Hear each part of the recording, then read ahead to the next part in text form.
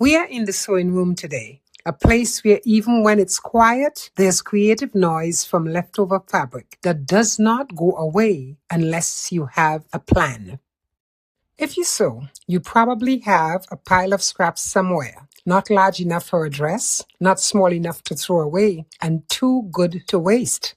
Maybe they're folded in a drawer. Maybe they are in a basket beside your sewing table. Or maybe you've been saving them just in case. Today, I want to show you how those leftovers can become something useful and truly meaningful. Not complicated, not overwhelming, just thoughtful. Sewing for charity is a beautiful idea. But before you begin cutting fabric, pause. Ask first. Every organization has different needs. Local churches, pregnancy resource centers, community outreach programs, women's shelters, school support programs. Needs change throughout the year. Sizes matter, fabric type matter, safety standards matter. A quick phone call or email asking what items are most needed right now can save you time and make your work far more helpful. That small step makes all the difference. Before you decide what to make, sort what you have. Group your scraps into small pieces, medium pieces, larger usable cuts. You may be surprised how much potential is sitting there. Instead of seeing leftovers, you begin to see possibilities. If you have small scraps, here's a list of what they can become.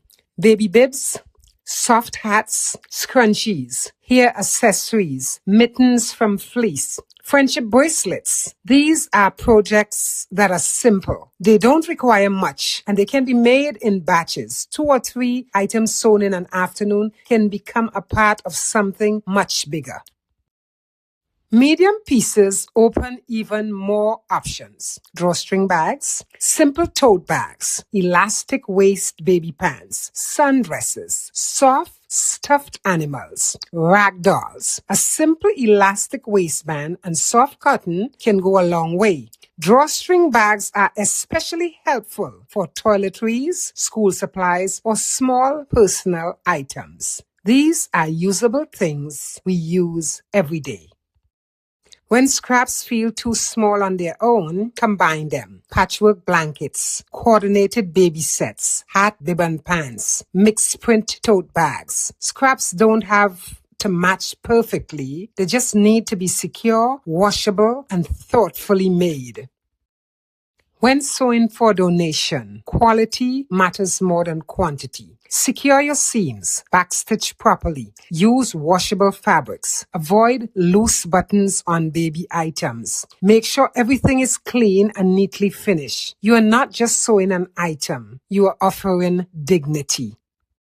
Many organizations receive higher volumes of donations toward the end of the year. Instead of rushing during that season, consider sewing slowly throughout the year. 1 project here, 2 projects there. It doesn't have to be an everyday occurrence. Consistency is more sustainable than pressure. You don't need a large budget to give. You don't need a massive fabric stash.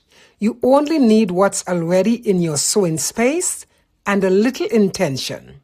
Sort your scraps. Choose 1 simple project. Make 2. And let something small become something meaningful. Thank you for spending time with me. For more helpful hints and thoughtful ideas, subscribe to All My Ways Andrea. I'll see you in the next one.